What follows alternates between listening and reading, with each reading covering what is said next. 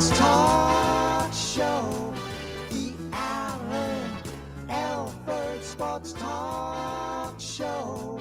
Your host is here on the show tonight to interview our special guest. Show highlight the Alford Sports Talk Show. The Alford Sports Talk Show. Football, basketball, baseball, hockey, soccer, boxing, tennis, golf, and racing. The Alford Sports Talk Show. The Alford Sports Talk Show. Tune in for all the news and scores, reporting on the games and so much more. The Alford Sports Talk Show. The Alford Sports Talk Show. The Alford Sports Talk Show. The Alford Sports Talk Show.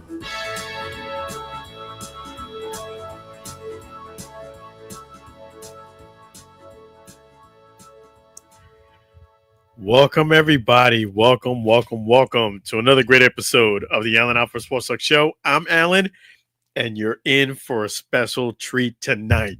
That's right. You're in for a special treat tonight. We're going to have a fantastic show. We're available on all social media platforms. The chat is available. And the great thing is, we are back. We are open for business. That's right. We're going to have a fantastic show tonight. We're going to go ahead and pack a lot of great things. Definitely appreciate you all joining us here tonight. Let's get the party started. That's right. So, yes, a lot has happened since we last spoke. Definitely want to thank all of the watchers and viewers here on the Alford Sports Talk Show. We broadcasted Game 1 of the Bucks against the Falcons, and man, what a finish. The game was just cruising along. It was, I would say, Atlanta pretty much had the momentum, I would say, but it was cruising along at a nice, steady pace, and then the last 2 minutes, it just exploded. Literally, I mean, I just couldn't believe the way the game ended. You guys were chiming in, talking, chatting it up. I can't wait for Game 2. I can't believe the first game of the season was such a nail-biter. But, man, what a way. That's how you know the NFL is back.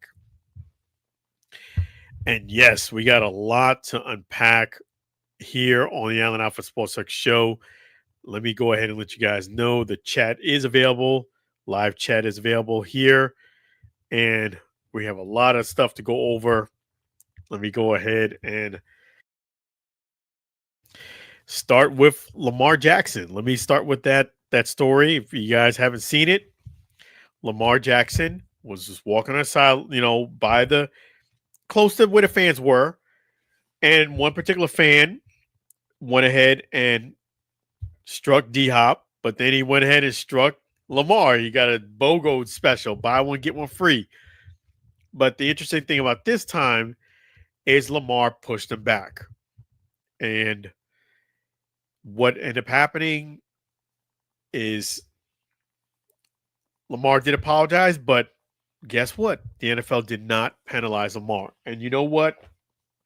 Props to the NFL for not penalizing Lamar Jackson, because I was nervous. I was nervous that he was going to get suspended or fined more. I mean, he's got an awful lot of money, but I was more worried about him getting suspended.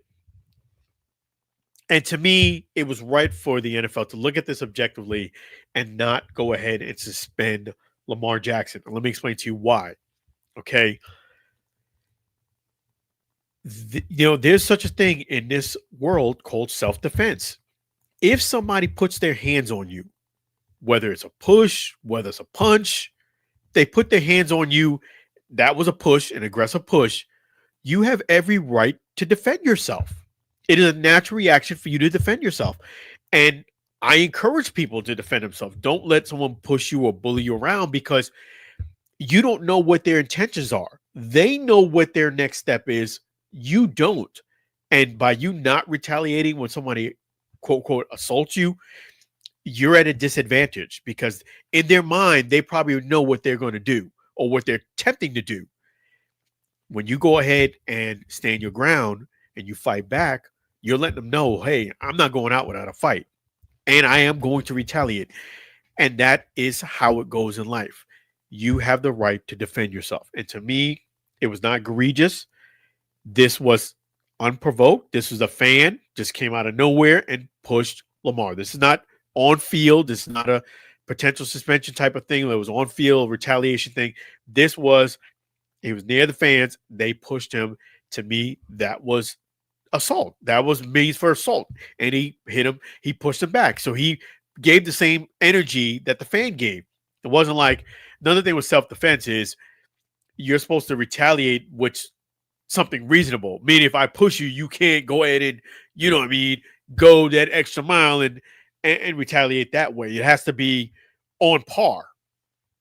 He responded appropriately. You know, he was in a moment and something like that. You don't know what the fan is thinking. And he pushed him back. I'm glad that the league did not go ahead and suspend Lamar and or fire him because keep your hands to yourself. To me, if you push someone, you punch some, you do anything of that nature, you get what you get. And I would even add another one. If you do spit on somebody, that is means for, you know, self-defense. To me, that's assault. If I'm standing right in front of you or standing near you and you go ahead and give me a Haktua, guess what? That is means for me to throw hands. That to me is attack on me.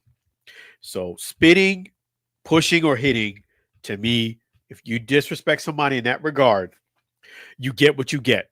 You get what you get.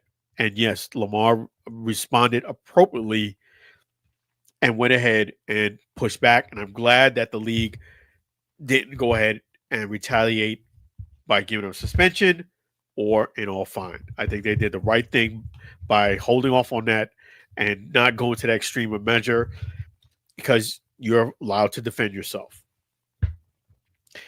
The right, you know, so the question is, was Lamar, was it rightfully not to punish him? Yes, it was right for him not to get punished. You know, you assaulted him and he responded appropriately. You know, you are still dealing.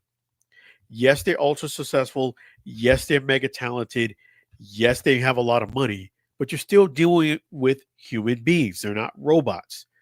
If you attack someone, it's a natural reaction to respond. And that was, to me, appropriate. It's not like he went over the top with his retaliation. And there was another question I was posed here. Micah Parsons criticizes trick plays, claiming they lack authenticity compared to beating an opponent head on. Basically, his point was, and this is paraphrasing, that if me and you competing and you can't beat me straight up, and you resort to a trick play and you beat me that way, you didn't really win because you didn't beat me straight up. That was his point. And I hate to say this, but I completely disagree with Micah Parsons. You know, when you're competing, you're competing against my strategy versus your strategy. What I'm also competing against you, but it's not just physical, it's mental too. I'm trying to beat you mentally. And yes, there's such thing as fake punts, fake field goals. There's also end arounds, you know, play action passes. You know, you have to use strategy. And to me, trick plays is part of football, is part of the game. You may not beat somebody straight up. He's right on that accord. You may not beat somebody brute strength versus brute strength. You may not beat them head to head that way. You have to find another creative way to beat them. Meaning, if you're playing football one of the greatest calls that I've seen, two great calls in the Super Bowl were trick plays. To me, the number one play that was called in a Super Bowl is the Philly special. To me, that was the Philly special to me against the Patriots, which they did end up winning the Super Bowl. To me, was genius. It was absolutely a genius trick call because everything was done perfectly. It was executed perfectly. And just the name of the play, the Philly special, it is a trick play. And they executed it to a T. They could have, they could have dropped the ball. We've seen another great trick play that didn't happen. Unfortunately, involved Tom Brady, where it wasn't a Philly special, but it was a trick play where Tom Brady went out for a pass. It was somewhat similar to a Philly special. Pass was well thrown, and Tom Brady dropped the ball. He was wide open. So that was a trick play that did not be that wasn't executed. Another great call was when Sean Payton called an onside kick to start the second half after halftime. And they recovered the ball and they end up winning the game. So to me, it's a situation where it doesn't matter how you beat someone, is that you go ahead and beat them. And trick plays are part of the game. Yes, the Eagles may have struggled to beat the Patriots head up without doing any trick plays and just doing straight up. But at the end of the day, if you run a trick play, it's up to you to combat that as a defense or an offense. And to me, the best trick play was those two, the Philly special and coming into halftime, Sean Payton calling an onside kick. These are gutsy calls. These are gutsy calls. Not only that, when you do a trick play, you have to practice it. You have to. It's not something you're just going to call, and then boom, it's going to happen. You have to practice this and hope that you execute it. So I disagree with Micah Parsons that, just because you run a trick play, you're not better than the person. No, you run a trick play because you looking for another way to beat them. Micah loves boxing. Muhammad Ali won against George Foreman doing a rope-a-dope. I mean, you're saying this is part of it. This is part of it. You have to outsmart your opponent. They might be playing chess. They're playing checkers. You're playing chess. So it comes down to outsmarting your opponent is part of what it takes to beat your opponent too. David and Goliath. If David fought Goliath straight up head on head, more than likely Goliath would have won. But he found a smart way to beat the beast. So I would challenge Micah to say, hey, you might want to look at how you kind of view trick plays. And if an opponent does a trick play and you don't have a good defense, they might keep on running it. That's just how it goes. And you got to figure out a way to beat them. That's what it is. And they're figuring out strategy to beat you. So that there's nothing wrong with running a trick play. And you as a defense have to come up with an idea of how to beat it, how to counteract it. Yes. So I would have to say trick plays, there's nothing wrong with running a trick play because that takes guts to call it, and it takes execution for you to execute it. You can do a great trick play, but it doesn't mean it's going to have a positive result at the end. And so it takes the guts to call it, guts to run it. So having said that, let me see what next question we have. Okay, good. And so week 1 results, I'm just amazed with how good NFL football is just to start the season. It's just amazing how games were close. It seemed like guys don't miss a step. Some of them play during the preseason. Some don't play much at all. Game 1, they flip a switch, and it's competitive football. Bucks win.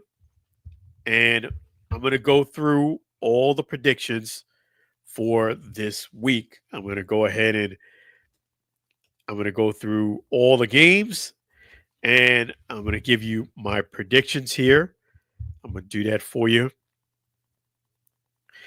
Packers versus the Commanders. I did have the Packers winning that game.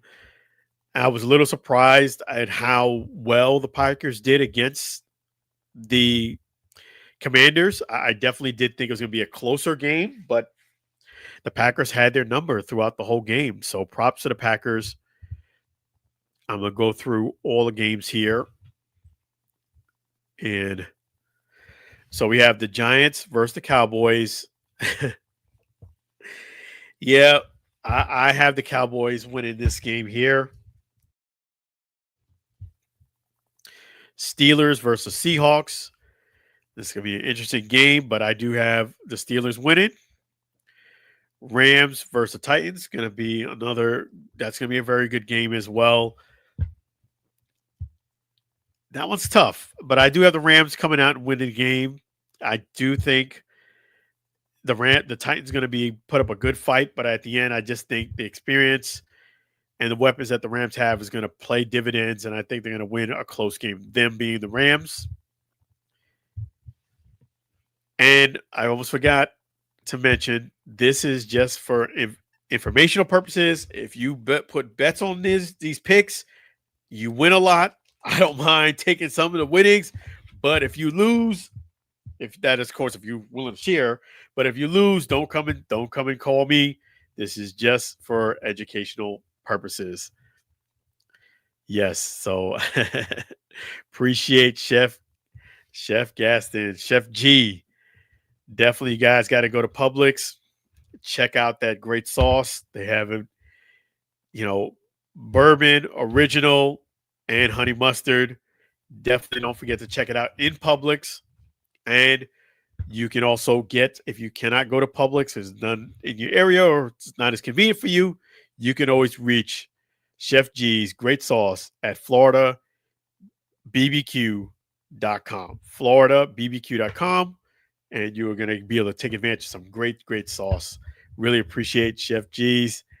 Thank you so much. And yes, great, great sauce. Publix, congratulations to Chef G's for landing in Publix. It's not easy to do. You can get it on the shelf there. It's right there for the taking. And definitely, if you cannot, make sure you guys go to Florida BBQ sauce. FloridaBBQ.com. Let me just make sure that we got that correct here.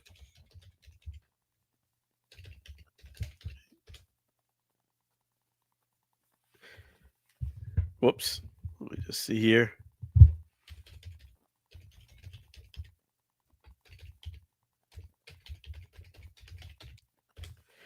Yes, FloridaBBQSauce.com. Forgot the sauce. FloridaBBQSauce.com. There we go. Make sure you guys go ahead and take advantage of that. There's a question here. Will Shador play this season? I think he will. I do think Shador will get a chance to play at some point in this season. That's a very good question. Nothing is surprising, meaning he was a fifth round draft pick. Let me remind people of that.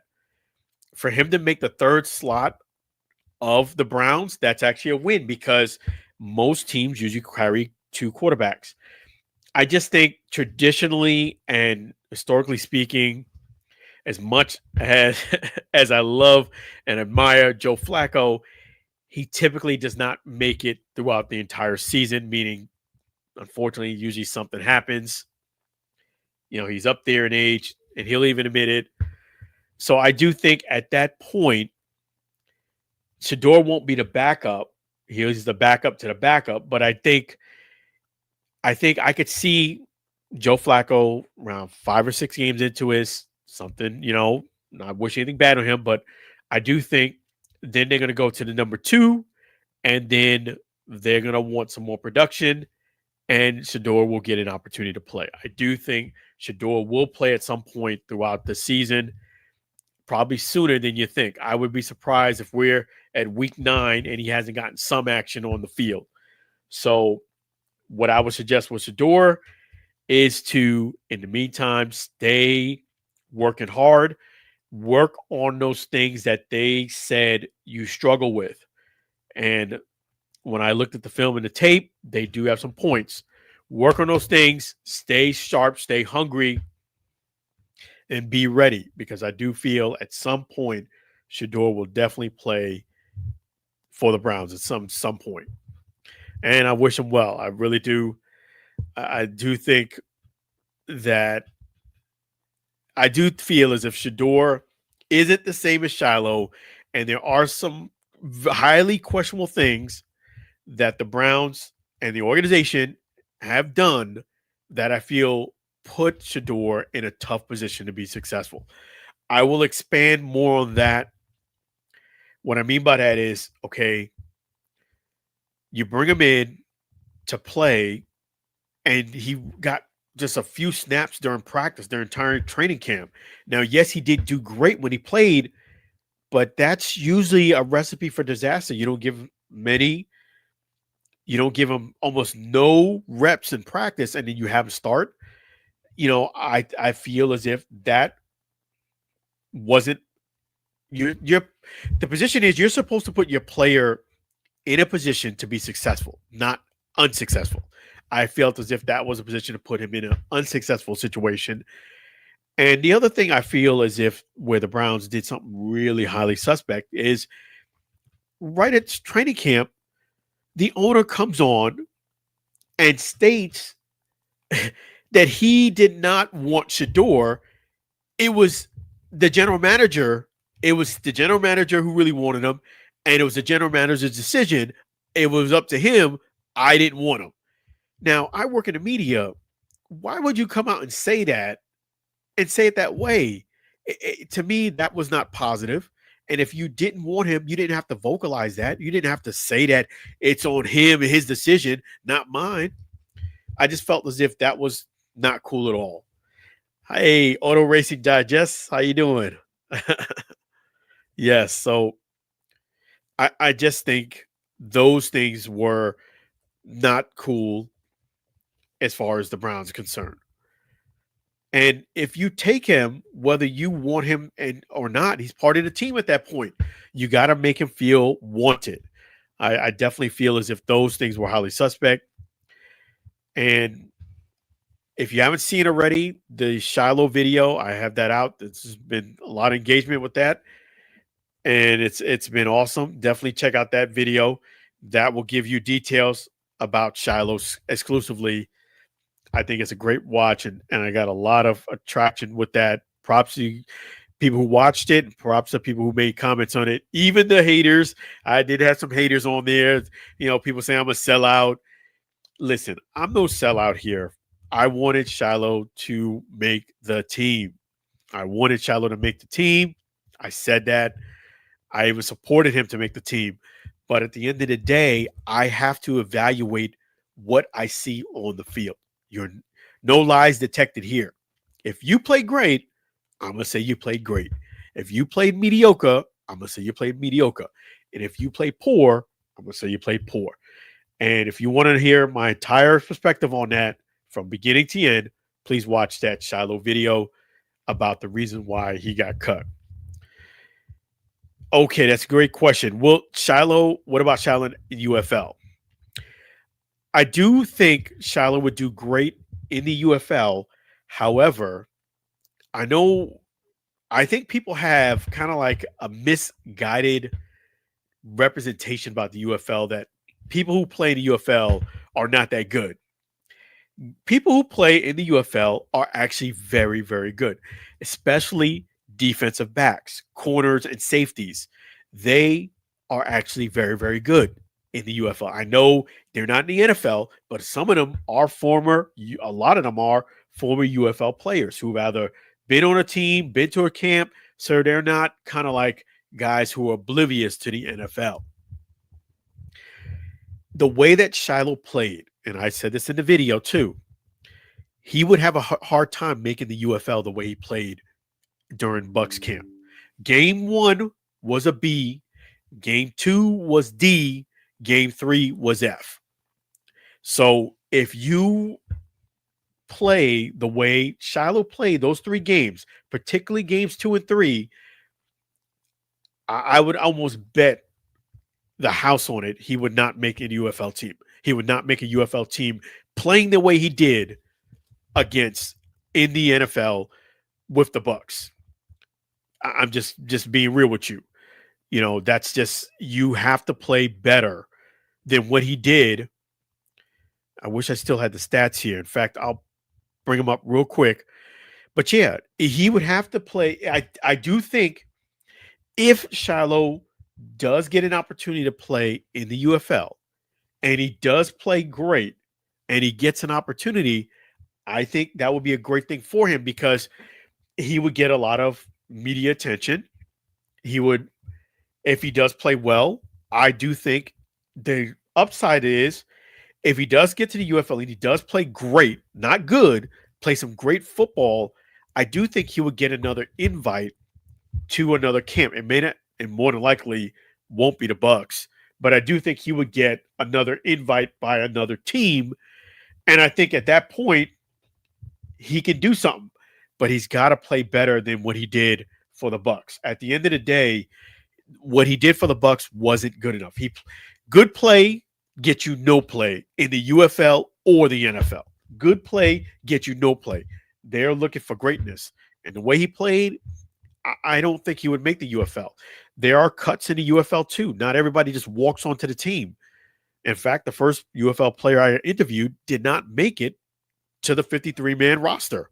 So, yes, you have to play better.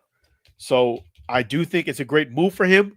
But if I was Shiloh and he does still have the desire to play football, and that's what his passion is, he should be working even harder and harder and harder, because what I saw and evaluated would not make it in the UFL.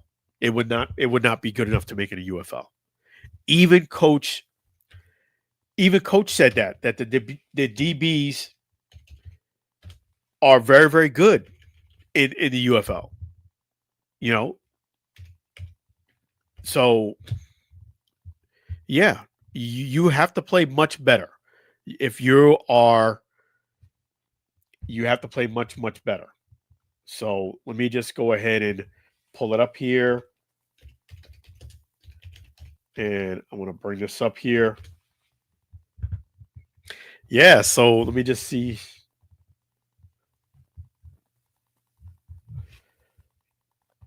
Yeah, so the way that Shiloh played during the Bucks, games 2 and 3, and I'm not talking about after the objection. I'm talking about the way he played those games would not be sufficient to make the UFL. And I covered the UFL. I'm telling you, it wouldn't be good enough. It wouldn't be good enough.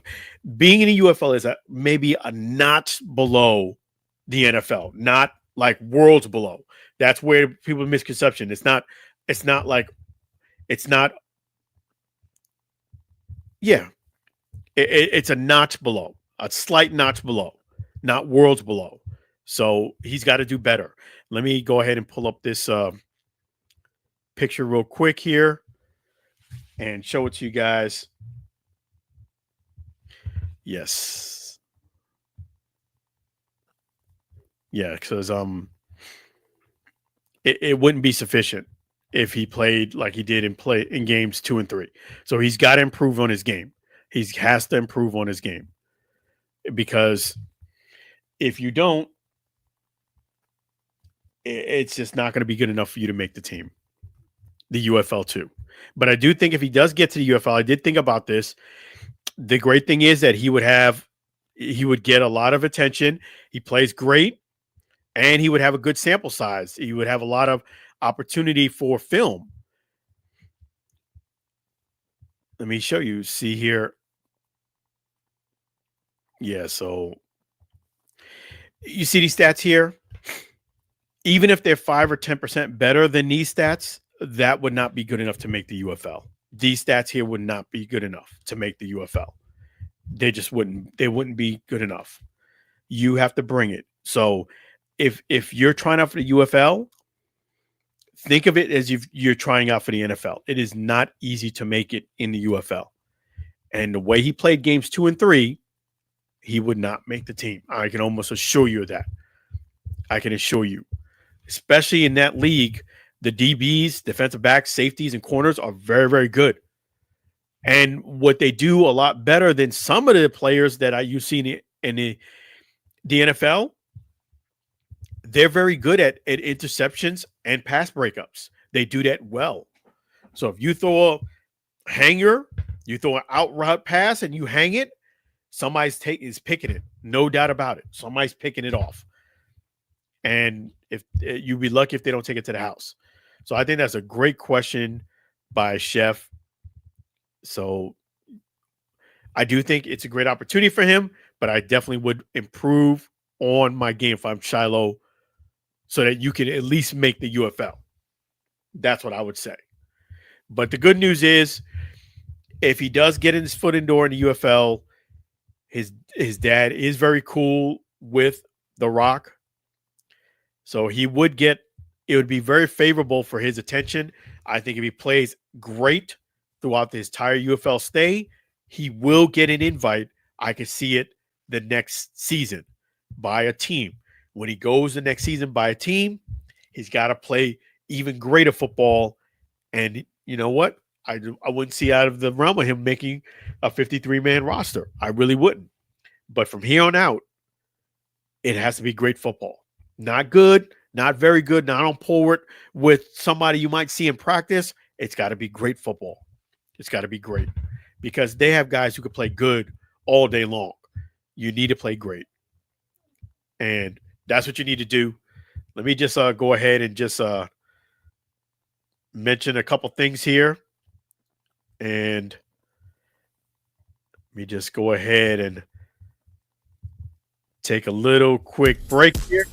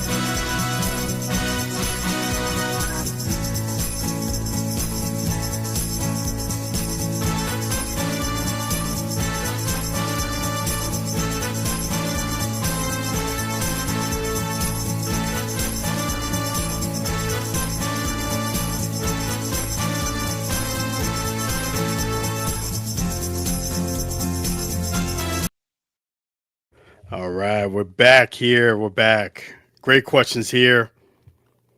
Excellent. Excellent. You guys are fantastic. Let me just take a look here. Yeah, so Shiloh does have a great opportunity. I definitely do think he's got to play better. He's got to play a lot better. Definitely, you guys need to watch that video I did on Shiloh. Props to you guys, man. Props to you all for watching that. That's fantastic. And yes, see what else? Okay. We're going to go ahead and switch a little gears here.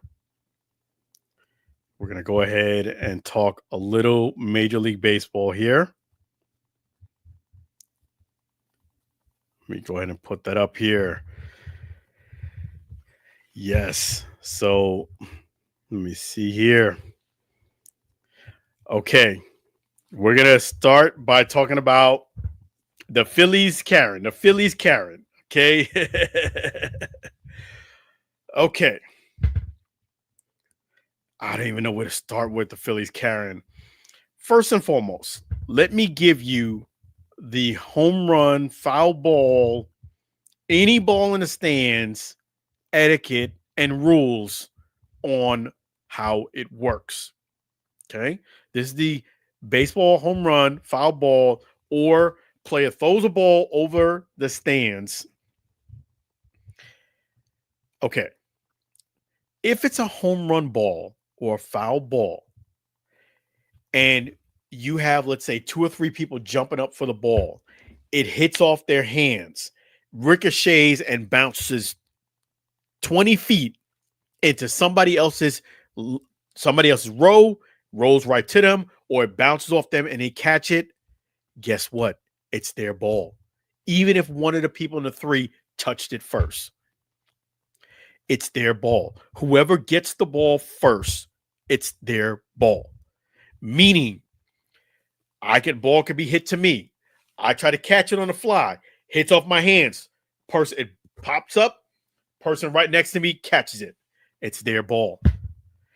If hits the hands, goes on the ground, somebody goes on the chair and grabs it, it's their ball. Even if I touch it first, it's their ball. Period. That's how it works. Now, if I grab it and catch it and you come over and take it out of my hands, rip it out of my hands, that's stealing, that's theft, that is not your ball. That same situation. I don't catch it on a fly, it hits my hands, it goes right in front of me on the ground. I grab it first, I have it in my hand. Now you come over and rip it out of my hands. Again, that's theft. I'm taking the ball out of your hands.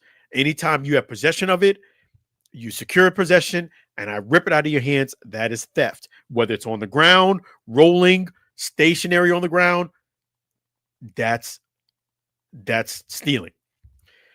This ball, I watched the replay and we all saw it. It never touched the Philly Karen's hand. Never touched her hand.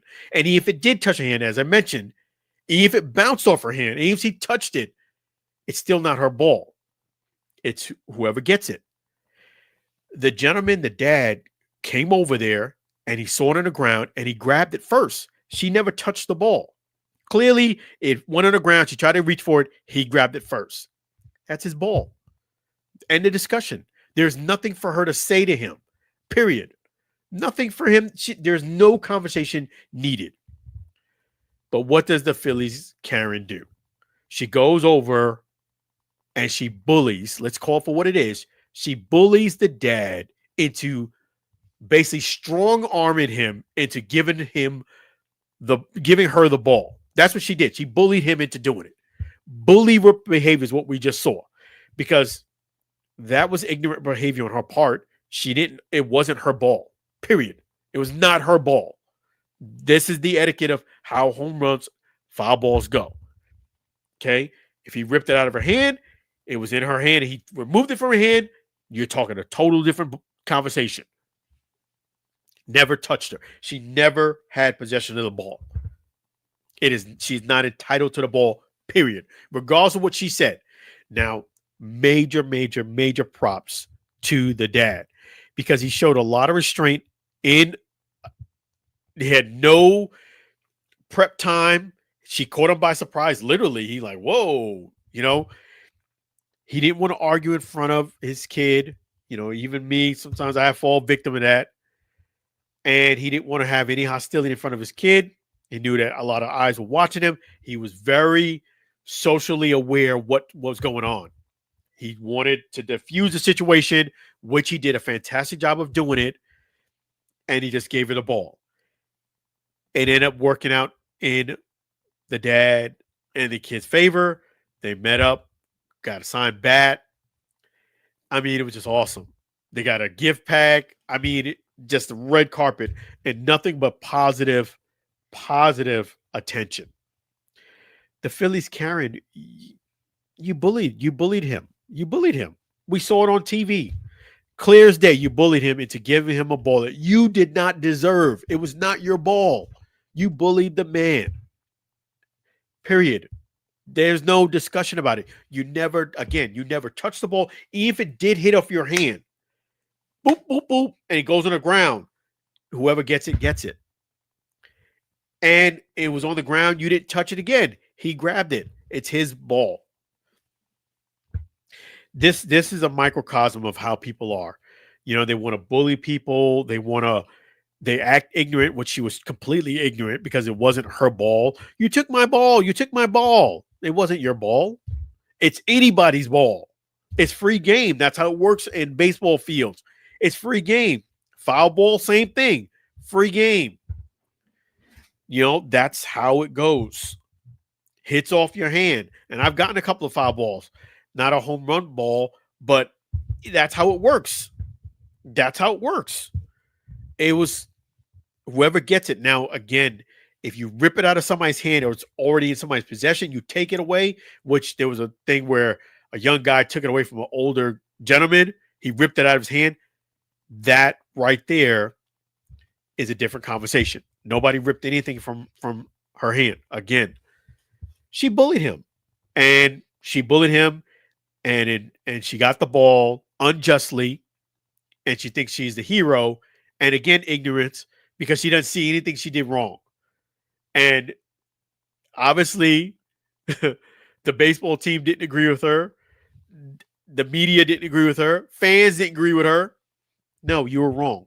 You should apologize to the dad, and you should apologize to the boy, and you should do the right thing and give the ball back. You should at least offer it back.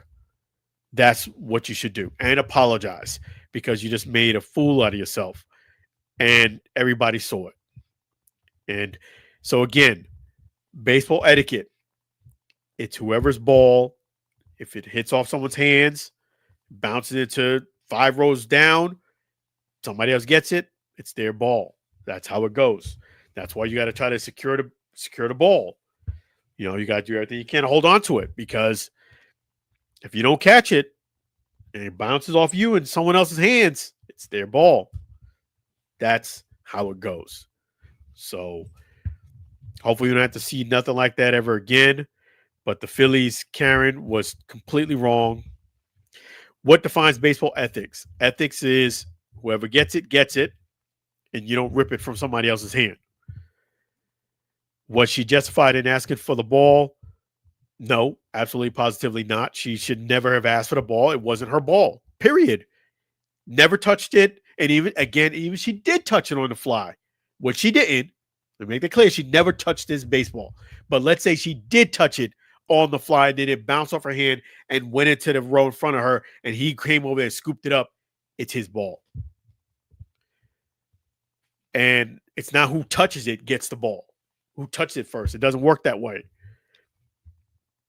And who truly owns the ball? The dad who was gifting it to his son. That's who truly owns that ball.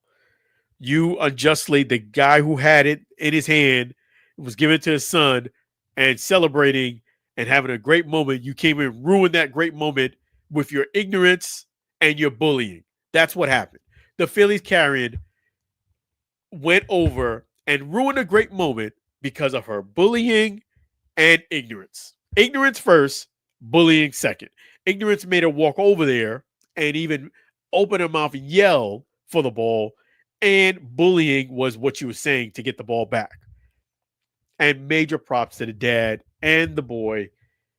You are definitely major props for showing restraint and just having social awareness and just, doing the right thing. And it turned out even better. Even better.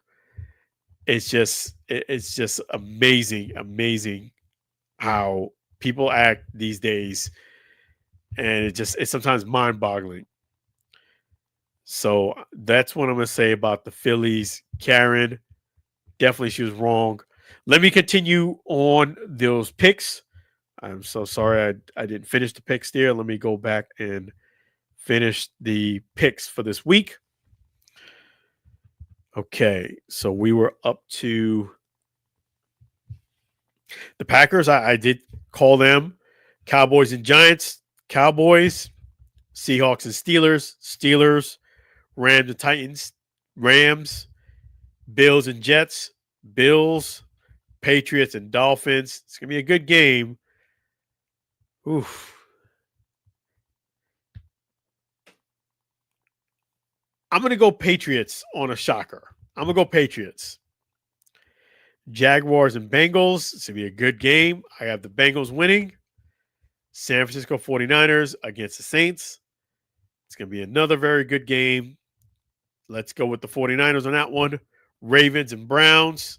It'll be a competitive game, but I have the Ravens winning.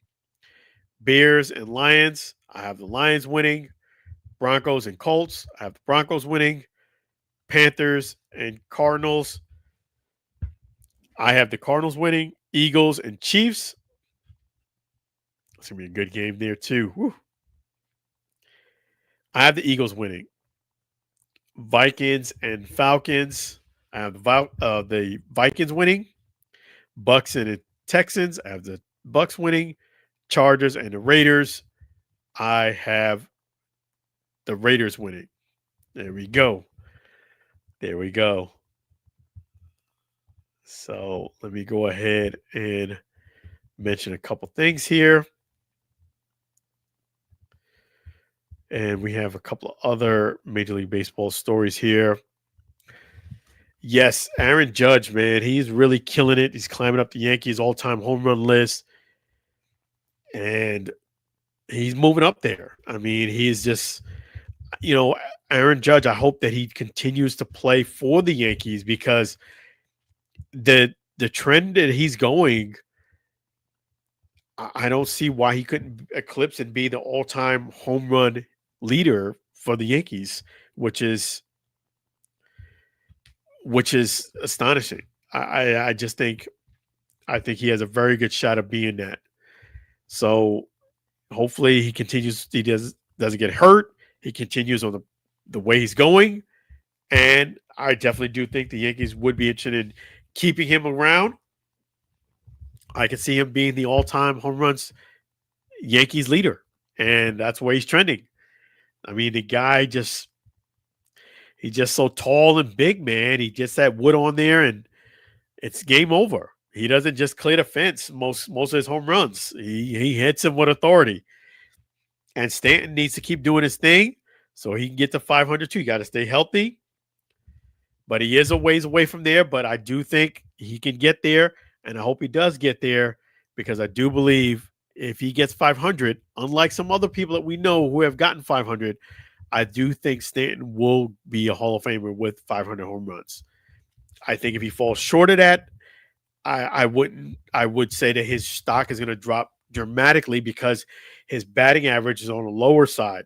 But I think with 500 home runs, people do believe it's legit. Not only that, he doesn't just clear the fence. He gets 500 home runs. I believe that Stanton, which I do believe he will get, Stanton is going to be a Hall of Famer. So a lot of big Yankees doing big things. And Albert Pujols' ability to detect a 1 ounce difference in a custom bat. So, for example, if it's 31.5 ounces versus 32.5 ounce, Albert Pujols knows the difference. I mean, that is very impressive. That impressive because you know your craft, you study your craft, and you could tell the difference. I would have to say that is something that I would know the difference as well. I played enough baseball to know the difference between a 31.5 ounce or 31 ounce bat versus a 32.5.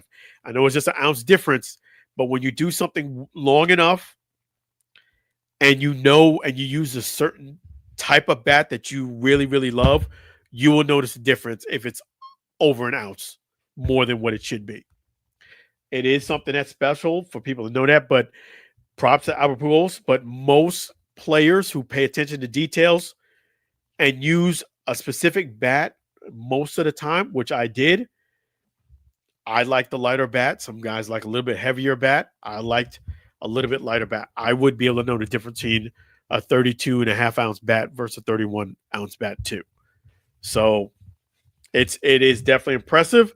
Not something I'm surprised about when it comes to Albert Pujols because This is your craft. This is what you do.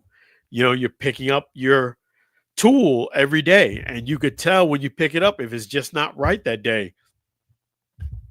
Comes with repetition and practice. Repetition and practice. That's right. So it reveals that he's paying attention to details, but I do believe that if you pay attention to details, you would notice that too. That is one thing I could tell you honestly. I could tell you the difference between a 31.5 ounce versus a 32 ounce. And I like the lighter bat. Some guys like heavier, more dense. I always like the lighter bat. Yep.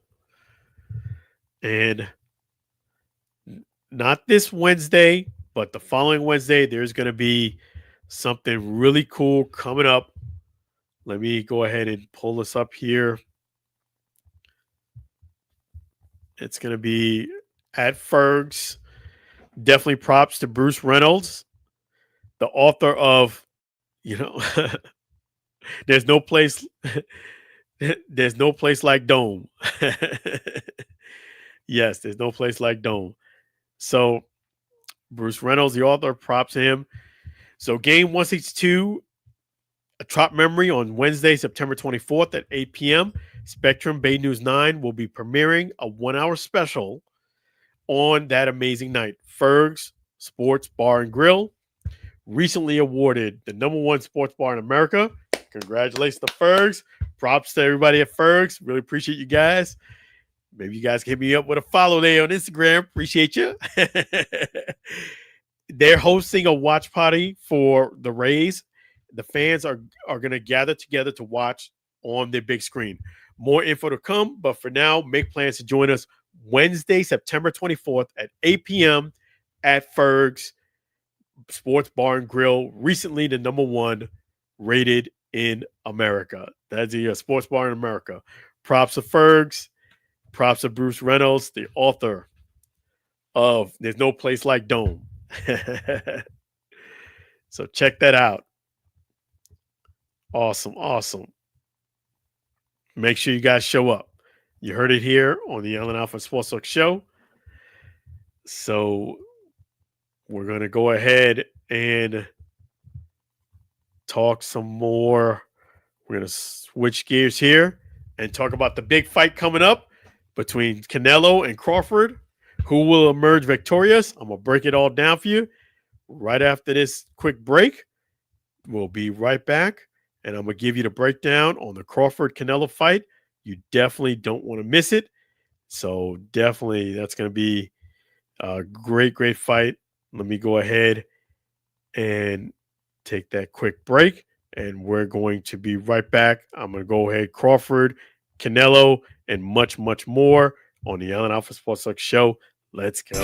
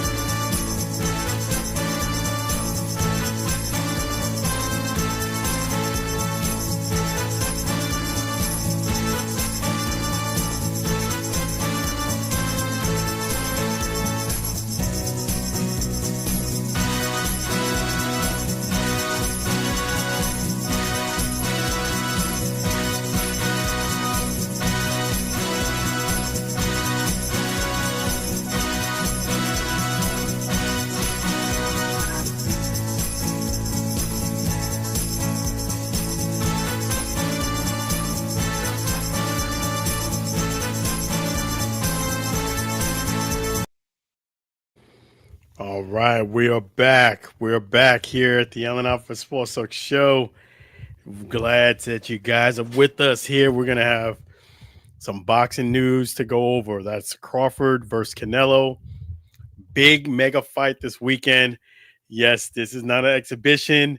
This is not Jake Paul. This is the real deal. Holyfield.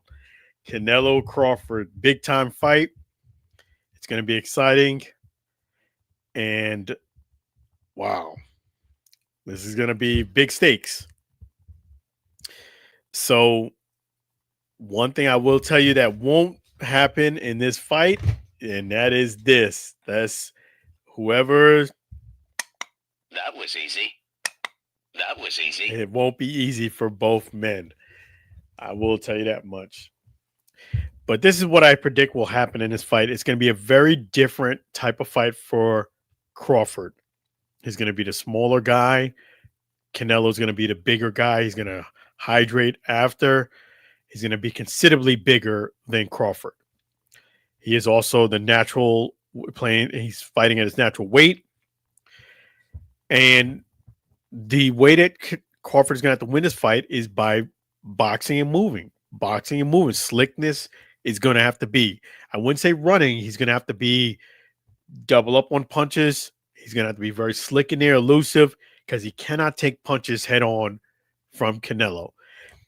I think because that's one kind of downfall Canelo has. He has to set his feet to throw.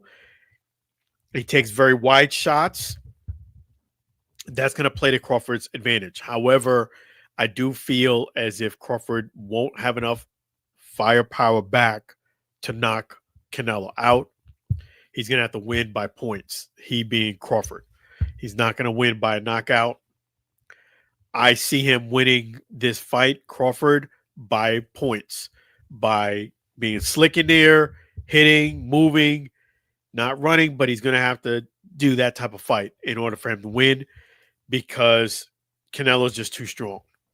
And if Crawford does try to go toe-to-toe in there, he's going to end up losing this fight. That's what's going to end up happening. You know, you're fighting a bigger guy who is strong, who does have very good defense, very good boxer. You're going to have to play smart to win. You know, it's kind of like Micah Parsons. He said you have to, you're not a real man if you don't beat him straight up. Well, Crawford is not going to be able to beat him straight up. He's going to have to do some trick plays. Not so much trick plays, but he's going to have to be elusive. He's going to have to be slick. He's going to have to frustrate Canelo. Canelo doesn't like guys that move out the way and are slick and hit and move. Canelo hates those fighting those guys because he thinks they're boring, and plus he can't connect on those type of guys. Those very athletic type of fighters, I'm not saying running, I'm saying moving out the way. He's going to have to do stuff like that, a la Floyd Money Mayweather, in order for him to win. And I do think Crawford does have the potential of doing that. He cannot get into the ego game because this is not, it's not going to be like a slam dunk like his last fight. When I say, it's just not going to be that type of fight. I think he's going to have to fight smart. And if he does that, I think he'll win. Yes. And because, it's not going to be a situation like Errol Spence Jr., where he just dominates and just get those power jabs and then just have his way. It's not going to be that type of fight versus Canelo. It's just not. You're fighting a much bigger guy, heavier guy who's used to the weight. You're coming up. This is not Errol Spence Jr. So if Crawford does what he needs to do, fight smart, stays elusive, stays high IQ, hit, move, and more, he wins. He being Crawford. So I'm predicting Crawford to win this fight by points, not by knockout. I feel as if, he's just going to be able to hit Canelo, and Canelo's going to have a tough time returning the fire and getting him and hitting him. So I have Crawford winning this fight. And we're going to switch gears now and talk a little UFL news. Yes, make sure you guys check out the showcases there. Make sure you also visit theufl.com and check out the sales there. Take advantage. And so far, the Stallions are going to be back, and it sounds like the Roughnecks are going to be back too, which is kind of shocking. You know, what I think they're finding out, meaning the UFL, is that it's not as easy as you think to find another location, because you might get another location. The site fees might be a lot more money. You may not have as much support as you hope or think. You know, it's just unfortunate with the UFL that I know they're trying, I know they're giving it all, but I just feel as if there's the NFL and there's everybody else. It's just amazing the support you get with the NFL teams. Of course, it didn't happen overnight. You're talking about a business been over in effect for over 50 plus years versus somebody's coming up. And I do think they can find little pockets and opportunities here to get some more fan interaction. But I feel like with all the changes and stuff that's going on, the rumors, I think that hurt the stability of the league that they did have built up. So I will keep you guys posted on what else I get in here. But it sounds like for now, the Roughnecks are safe. I know for a fact that the Stallions are safe. We'll find out very soon what 8 teams are going to be part of the league. But it's one of those things that's easier said than done. So I will keep you guys posted on that.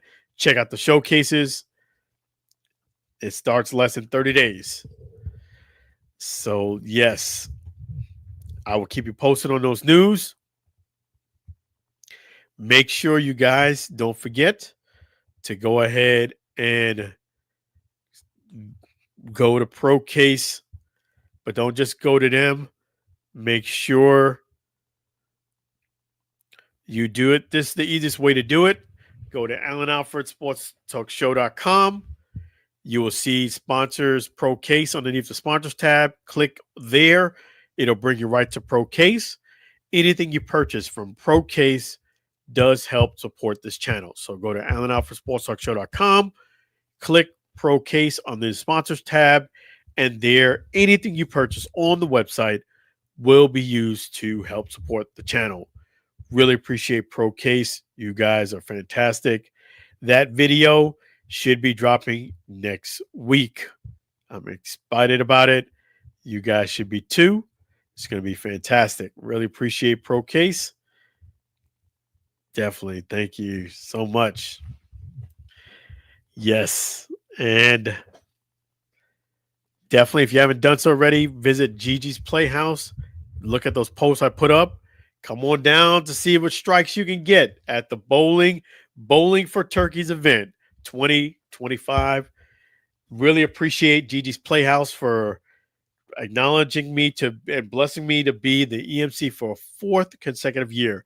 That is a major, major blessing, something I don't take lightly. We're going to have a fantastic time. If you guys can make it, that will be splendid and spectacular. Very reasonable. You won't regret going.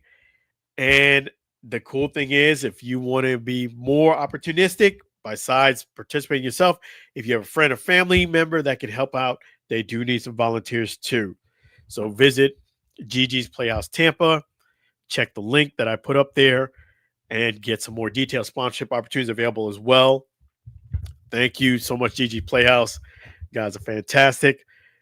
And we have other things coming up too this month. It's a busy month now. You know, school started and a whole lot more. Well, school started the month before, but it felt like it really got to stride in September. Yep, I'm going to be there too. The Story Warrior Festival, Young Adult Leadership and Literacy, September 25th and 26th at the Tampa Convention Center. Props to Ya by the Bay. Ya by the Bay, not to be confused with Yaya Diaby, but Ya by the Bay. Thank you so much. I'll be at the Story Warrior Festival. Much more on that next Friday. So check that out. And the great thing is, all the music that you hear is brought to you by Sam Scola Songs. Really appreciate Sam Scola Songs there. Thank you, Sam Scola Songs and his wife, Mary. All the music you hear is by Sam Scola Songs. Thank you, songwriter Sam Scola Songs, his wife, Mary. Really appreciate you. All the great songs are also, you can hear them again. Sam Scola Songs are available on YouTube and Spotify. Definitely check them out. And if you got a deal for Sam Scola Songs, make sure you definitely reach out to him at singalongwithsam@gmail.com. Singalongwithsam@gmail.com. Again, deals. We're looking for deals and opportunities.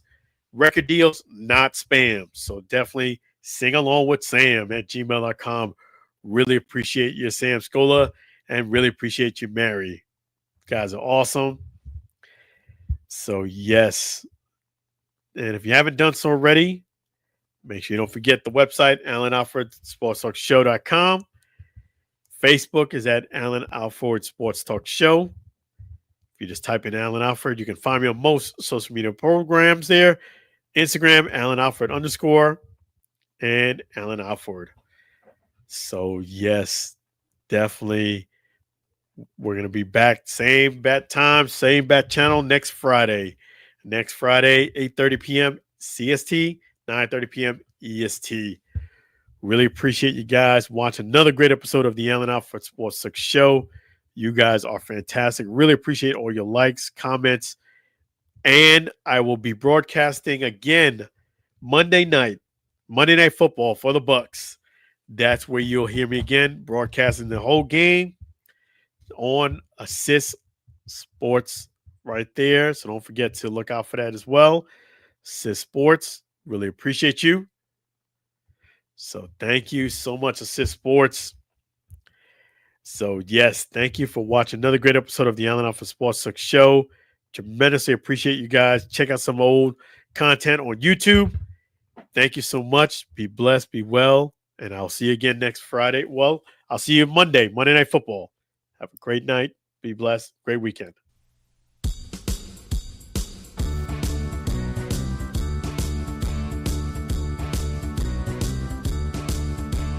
It's the end of the show.